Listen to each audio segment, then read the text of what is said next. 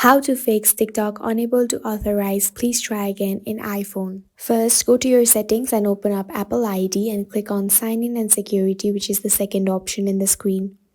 Then this will open a new page where on scrolling you can see an option called two-factor authentication. Make sure it is set to on. Then go back and click on general option that you can see in the settings page and then scroll down until you see an option called VPN and device management. Go to this option and then make sure you have your VPN devices connected.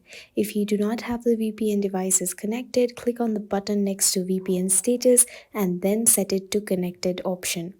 Then go back and the next thing you have to check is to go back to your settings page again.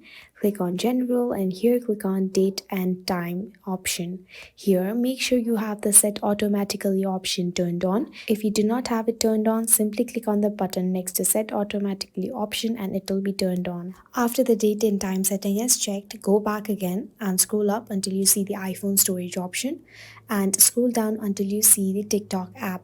Click on the TikTok app and then click on offload app. After you have offloaded the app, you will then see an option called reinstall app, after which your problem will be solved. And this is how you can easily fix unable to authorize, please try again. We hope this tutorial helped you. Thank you for watching and do subscribe to our channel for more such useful videos.